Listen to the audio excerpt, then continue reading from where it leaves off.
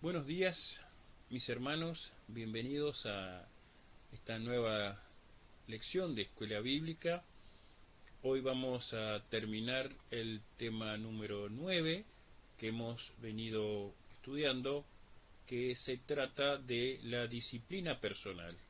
El material para esta lección ustedes ya lo recibieron la semana pasada a través de mensaje de WhatsApp por parte del pastor dentro de lo que es el grupo, o también está disponible en los álbumes que tenemos en la página de Facebook de la iglesia. Está enmarcado como lección 9. Recordarán que dejamos esta lección a la mitad para que no fuese algo muy largo, muy pesado. Entonces hemos decidido que las lecciones de escuela bíblica sean un poco más cortas, quizá estando en presentes uno delante de otro se haga un poco más llevadero, pero el estar viendo un video que quizás dure más de 30 minutos o 40 minutos ya se empieza a tornar un tanto pesado. Entonces, lo que sí voy a repasar va a ser las preguntas, como para ir poniéndonos en tema, como para que puedan ir eh, refrescando. De todas maneras, ustedes pueden pausar este video en cualquier momento y van retomando las preguntas y viendo lo que vamos respondiendo. ¿Sí? Le recordamos que al final, o sea, al pie de cada documento está un espacio de anexo de todas las preguntas en blanco para responder, y de la misma manera cuando el domingo que viene iniciemos una nueva lección de escuela bíblica vamos a tener este grupo de respuestas, de preguntas ya van a estar al inicio del documento con todas las respuestas respondidas, ¿sí? Entonces, arranco ya con la lección. ¿Alcanzan las buenas intenciones para alcanzar la santidad? No. ¿Qué necesitamos para hacerlo? Necesitamos disciplina. Según 1 Timoteo 4:7, ¿qué debemos hacer? Debemos ejercitarnos en la piedad o en la santidad. Según 1 Corintios 9:24 al 27, ¿qué premio tenemos por nuestro esfuerzo? Nosotros tenemos un premio eterno. Recordarán que aquí hablaba Pablo, usaba como ejemplo a los atletas y los cómo se entrenaban para correr en el estadio, ¿sí? Y que el premio que ellos recibían era un premio corruptible, que era la famosa corona de laureles, y que durante el periodo que su corona de laureles le estuviese fresca, las hojas estuvieran frescas y no se quebrasen, ellos podían hacer uso de todos los beneficios y placeres de la ciudad, hasta que se le secaban el laurel y entonces ya no le servía para ese propósito. ¿Sí? Según Efesios 4 del 22 al 24, ¿qué debemos hacer? Debemos renovarnos hacia la persona santa y justa que Dios quiere que seamos. ¿Cómo progresaremos en nuestra renovación personal? Lo lograremos mediante la constante oración y lectura de la palabra. ¿Hay algún modo más fácil? Y mira, yo lo supiese, todavía no lo encontré. He dado vueltas y dado vueltas y lo más fácil es la oración constante y lectura de la palabra. Quizá cuando estemos en presencia del Señor y le preguntemos, Él nos va a decir, no, no había un modo más fácil, era este el que tenía, el que yo quería que lo hagas. Creo que no tengo tiempo para estudiar y para orar. Podemos decir, ¿cómo puedo hacerlo? Orando para que Dios nos revele el tiempo y el lugar que podamos hacerlo. ¿Cuáles son las 4 formas de alimentarnos espiritualmente? Escuchando a pastores y maestros, la lectura personal, estudio dedicado a un estudio particular que nos pongamos nosotros, o memorizando versículos importantes. En Josué 1.8, perdón, en Josué 1.8 podemos ver que somos animados a meditar la palabra de Dios de día y de noche, ¿Qué significa meditar la palabra? Significa pensar el versículo, el conjunto de versículos, buscando en cómo aplicar esa palabra a nuestra vida. Entonces, la palabra nos lleva a la santidad, sí, porque pensamos en la palabra de Dios y la ponemos en práctica en nuestra vida cotidiana. ¿Qué pregunta podemos hacernos al leer la palabra? Esto es para meditar. Podemos preguntarnos, ¿qué enseña este pasaje sobre la voluntad de Dios para tener una vida santa? Otra pregunta, ¿cómo se compara mi vida con lo que está enseñando este pasaje? ¿O cómo estoy fallando? Y tercera pregunta, ¿qué pasos concretos de acción debo tomar a fin de obedecer a la palabra? Sí, hasta aquí son las preguntas de repaso. Quizás lo más importante en todo esto es la aplicación específica de la palabra a nuestra vida. Nosotros a veces solemos hacernos un poco los tontos y tratamos de evitar todas aquellas cosas que afecten a nuestro propio confort. Y nos engañamos a nosotros mismos adquiriendo mucho conocimiento teórico de la palabra, según Santiago 1:22, que nos conduce a un orgullo espiritual, porque nosotros conocemos mucho de la palabra, creemos que obedecemos la palabra, pero en realidad estamos gordos de la palabra, pero no la llevamos a cabo. Pongamos un ejemplo, el autor propone un ejemplo y yo lo adapté a la situación actual, a nuestro contexto latinoamericano, ¿sí? Supongamos que estamos meditando sobre 1 Corintios 13, que es el 1 Corintios 13, uno de los capítulos más lindos y conocidos, incluidos, citados por la gente que no cristiana, es lo que habla Pablo acerca del amor, ¿sí? Entonces, estamos meditando sobre ese hermoso capítulo y descubrimos la importancia del amor y sus resultados prácticos. El amor es paciente, es bueno y no tiene envidia. Entonces nos preguntamos, ¿yo soy impaciente, soy malo o tengo envidia de alguien? Y descubrimos que tenemos envidia de alguien a quien nosotros denominaremos Pepe, compañero de trabajo, y que parece recibir un trato privilegiado por parte de los superiores. Nosotros vemos que a Pepe percibimos que lo tratan mejor que nosotros, él tiene una estima, parece que tiene coronita, que todos se lo dan a él, y etcétera, etcétera, y nada a nosotros. Y empezamos a albergar una envidia en nuestro corazón, ¿sí? A través de la meditación de la palabra somos confrontados y nos damos cuenta de nuestro pecado. Entonces lo confesamos al Señor, mencionando específicamente que tenemos envidia a Pepa porque él tiene coronita y yo no.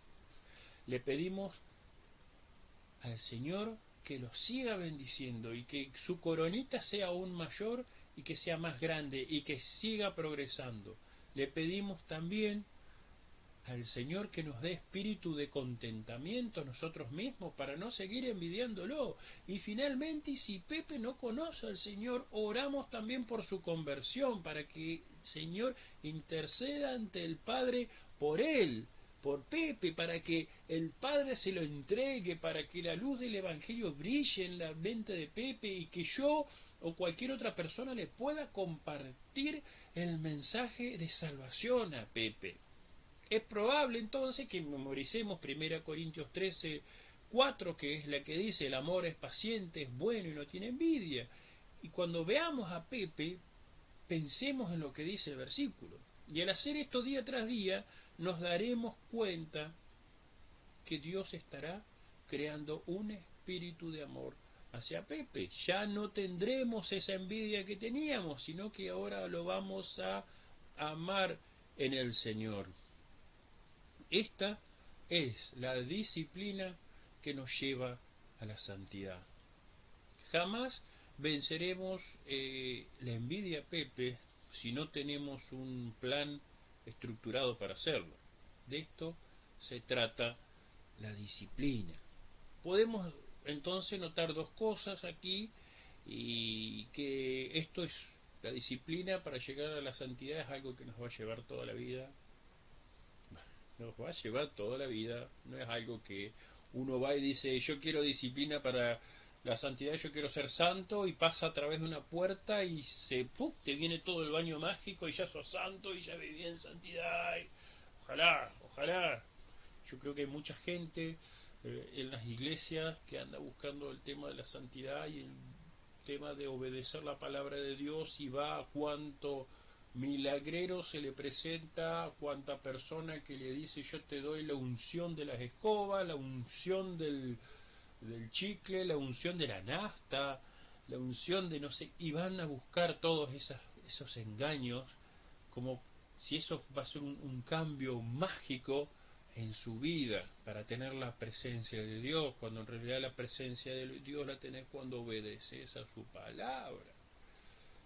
La presencia de Dios no te viene porque alguien te ore, la presencia de Dios viene cuando vos empezás a obedecer. Ahí es cuando lo dice el Señor en su palabra, y lo vimos en la lección pasada: el que me ama a mí, yo me manifestaré a él, yo lo amaré, mi Padre le amará y yo me manifestaré. Así que si obedecemos a Dios, ahí vamos a tener la presencia de Dios en nuestra vida, no con unciones, ni con gualichos, ni con cosas raras, ¿sí? Y además otra cosa que vamos a necesitar es la perseverancia, y es la perseverancia lo que nos diferencia, es la perseverancia lo que diferencia al justo del impío. Es la perseverancia, y esa perseverancia no es algo que viene de nosotros, es el Espíritu Santo el que nos impulsa a continuar avanzando. Si ustedes se fijan y quizá comparan con sus vidas antes de conocer a Cristo, ante estas situaciones uno tiraba la chancleta, abandonaba, tiraba la toalla y no quería seguir avanzando. Pero ahora es como que si llegamos a fallar y metemos la pata y cometemos pecado, y ese pecado que dijimos que no lo íbamos a hacer más lo volvemos a cometer,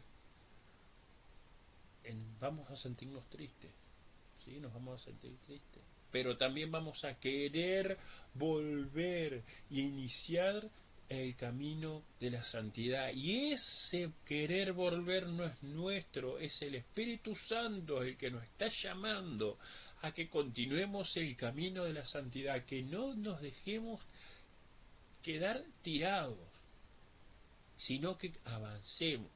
Esa es la perseverancia y que viene de Dios hacia nosotros. Cualquier aprendizaje que emprendamos se caracteriza por muchos fracasos al inicio. Al principio van a ser más los fracasos que los éxitos, pero conforme avancemos tendremos más éxitos que fracasos. Yo, cuando empezó esta pandemia, y había mucho tiempo ocioso, mucho tiempo, y en vez de perderlo en jueguitos, en jugar, me gustan los juegos de computadora, me gusta, pero antes de pasarme tiempo jugando dije voy a hacer algo productivo. Entonces me puse a aprender algo, un lenguaje nuevo de programación, y me puse a aprenderlo de la forma más difícil, con la herramienta más difícil, con la tecnología más difícil, cosa que me cueste y aprenderlo de la forma más difícil. Y al principio me costó horrores, pero había puesto el empeño en que lo iba a lograr, y por gracia de Dios pude aprender. No digo que soy un maestro en el tema, pero me defiendo.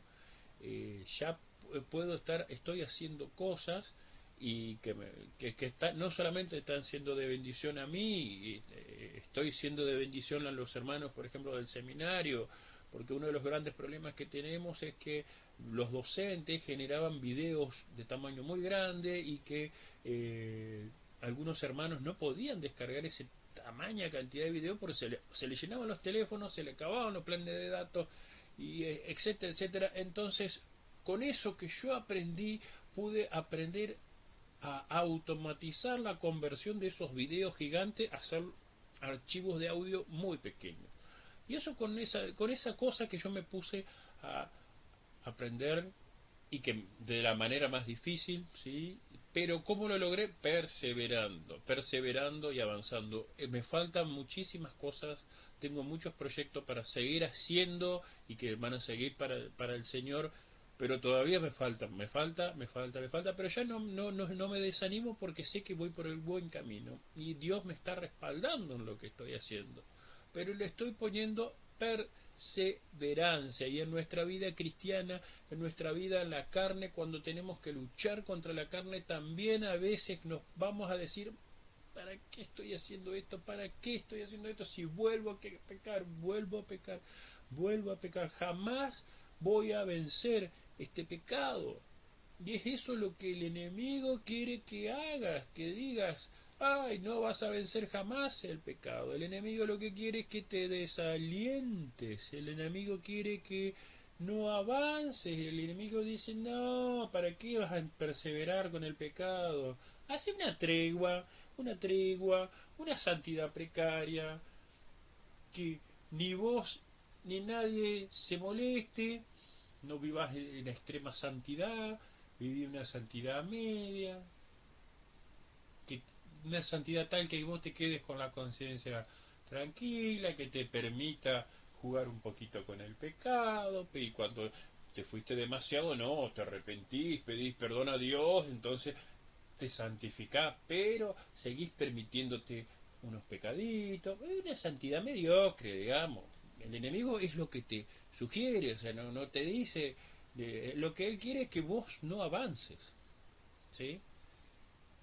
Él quiere que te quedes tirado, que no avances, que te quedes en el reino de las tinieblas. Nosotros solemos querer tener éxitos instantáneos, pero los hábitos que desarrollamos en el reino de las tinieblas, cuando éramos esclavos de Satanás, no se rompen de un día para el otro. Esto es un proceso gradual que requiere continuidad y perseverancia. Y me viene a la mente un pasaje que dice que el que persevere hasta el fin será salvo.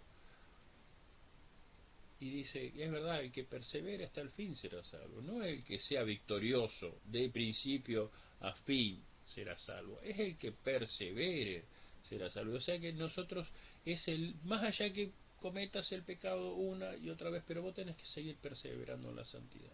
Y esa perseverancia, esa constancia es lo que nos ayuda, hermano. Es lo que Dios le agrada, la perseverancia, más allá que nos cuesta horrores, pero a Dios le agrada nuestra perseverancia. ¿Sí? Cuenta el autor que Jonathan Edwards, se me fue el texto, ¿dónde estaba? Se me cuenta el autor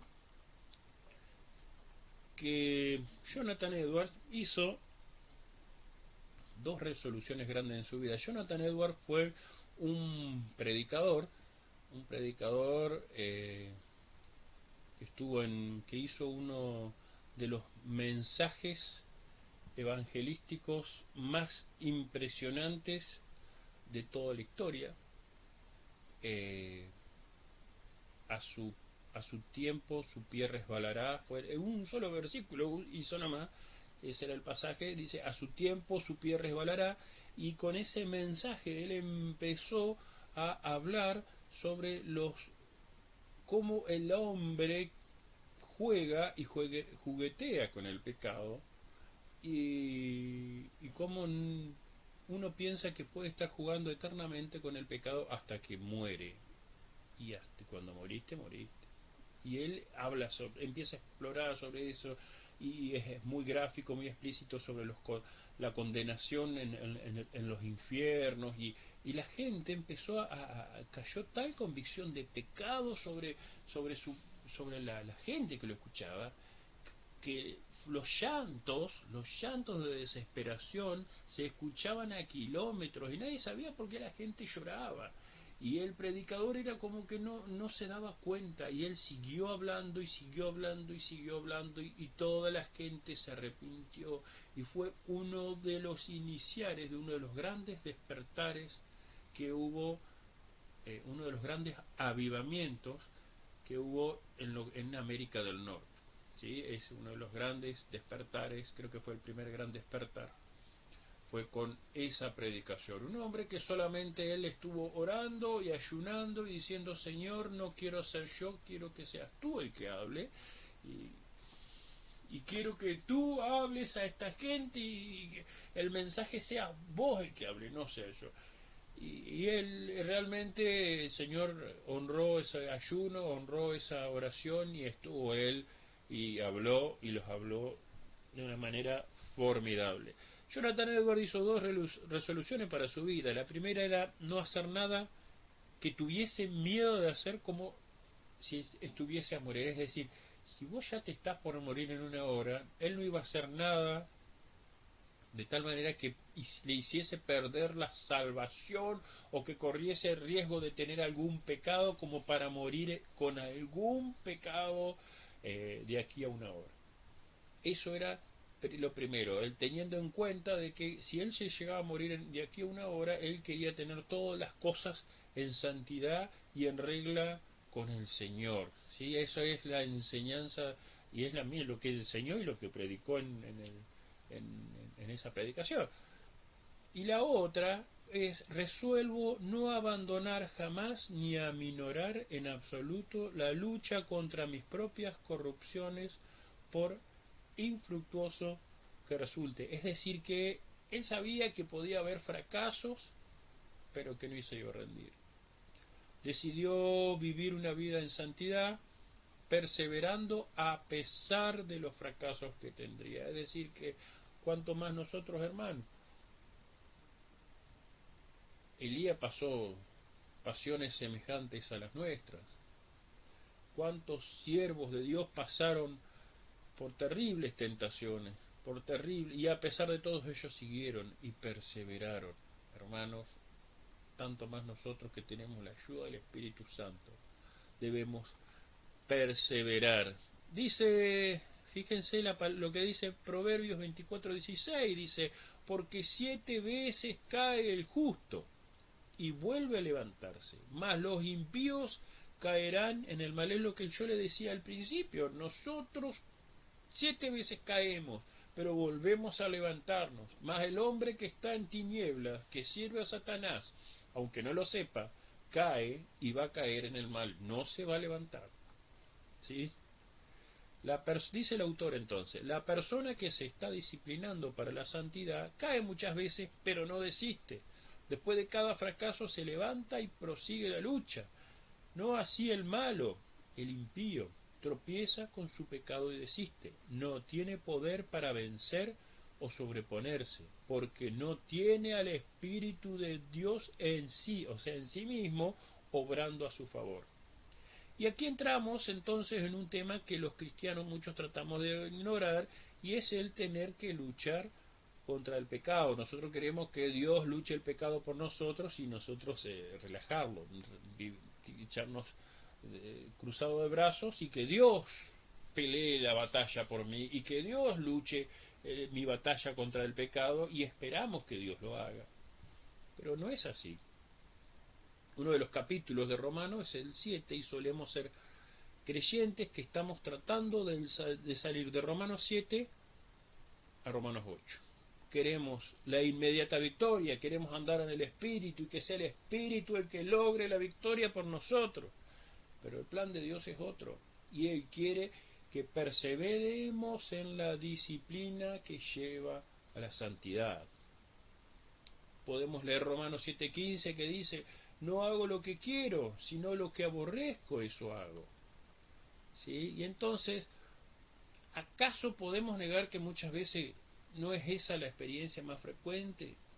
Como dice, no hago lo que quiero, sino lo que aborrezco, eso hago. Es decir, no hago lo que yo quiero hacer, sino las cosas que estoy aborreciendo, eso estoy haciendo.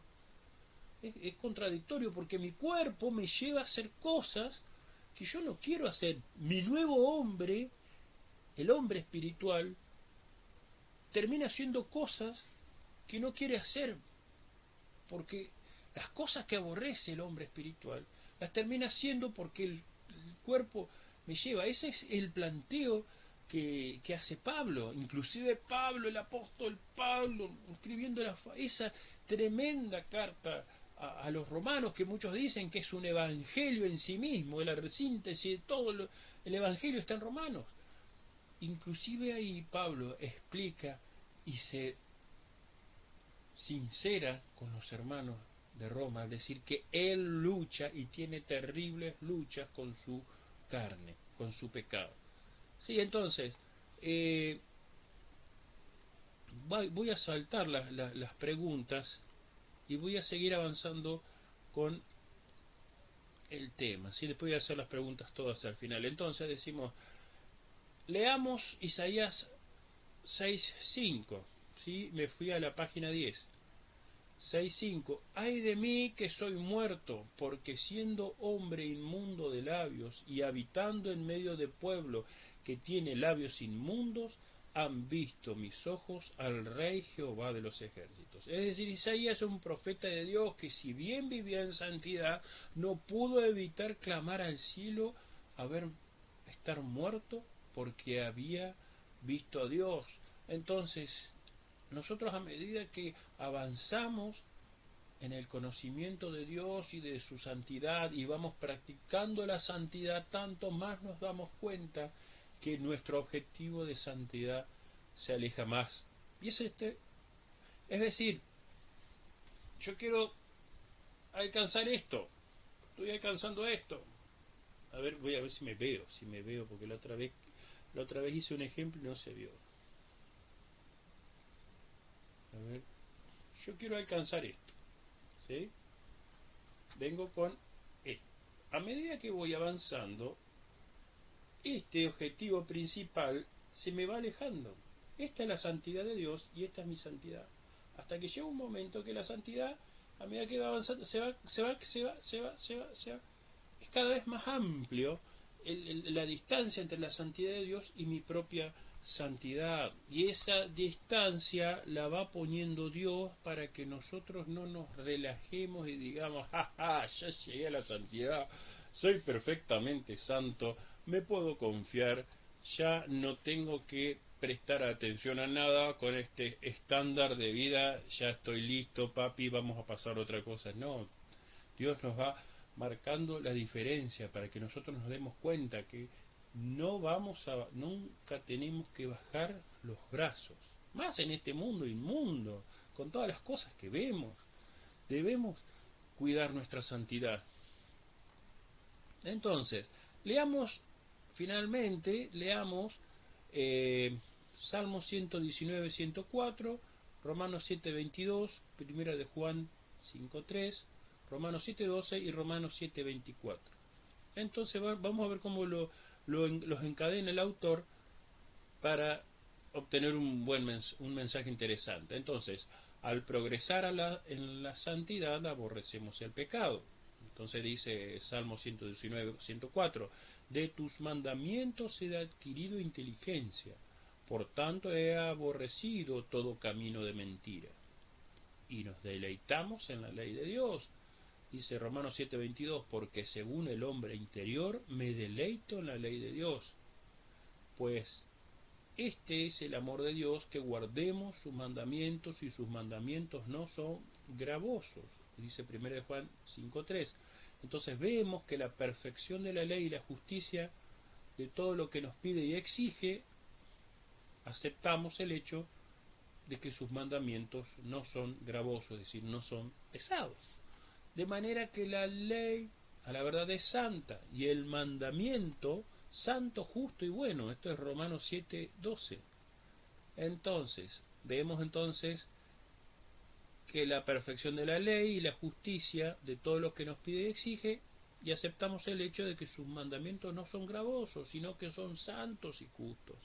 pero durante ese momento vemos nuestra propia corrupción y recordamos nuestras caídas, mientras exclamamos como Pablo, miserable de mí, ¿quién me librará de este cuerpo de muerte? En Romanos 7:24.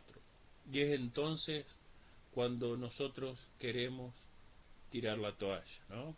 Cuando decimos, miserable de mí, ¿quién me librará de este cuerpo de muerte? Otra vez volví a pecar, otra vez volví a meter la pata. Miserable de mí, ¿quién me librará de este cuerpo de muerte?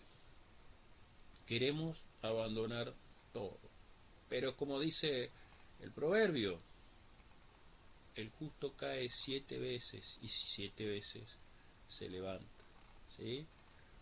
Bien, vamos a hacer las preguntas finales y vamos a terminar ya la lección. ¿Alcanzan las buenas intenciones para alcanzar la santidad? No nos alcanza. ¿Qué necesitamos? Necesitamos disciplina. Según 1 Timoteo 4:7, ¿qué debemos hacer? Ejercitarnos en la piedad y en la santidad.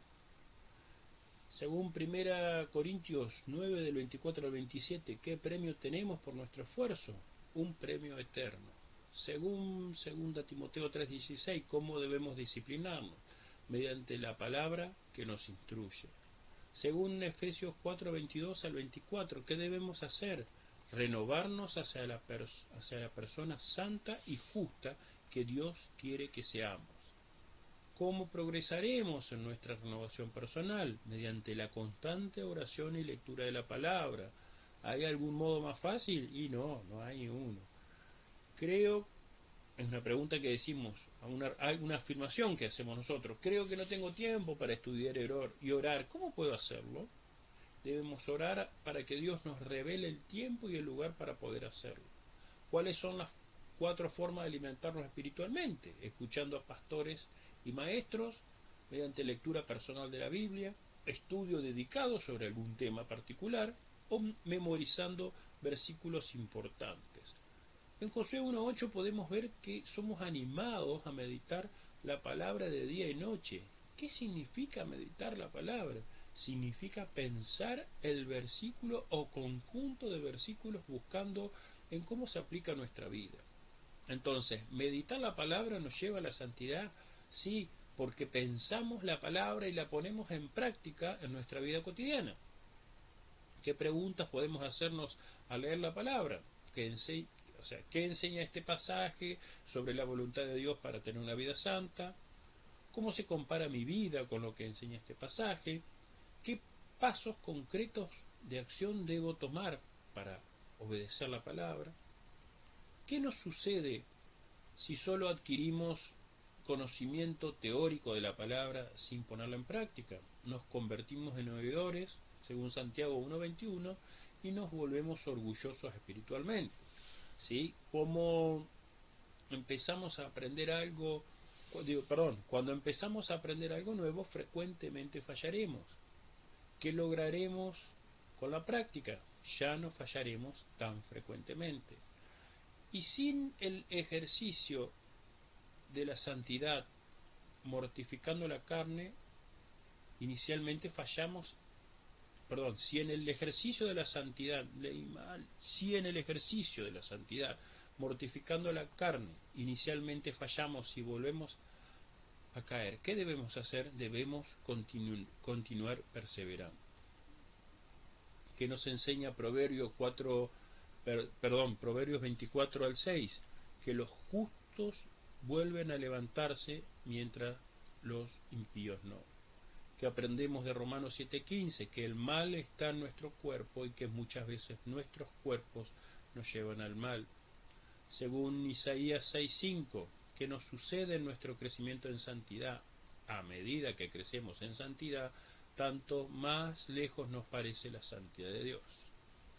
Y finalmente, ¿cómo podemos sintetizar o qué podemos sintetizar del conjunto de los versículos que leímos? Salmos 119-104, Romanos 7:22, primera de Juan 5:3, Romanos 7:12 y Romanos 7:24. que al progresar en la santidad aborrecemos el pecado y nos deleitamos en la ley de Dios.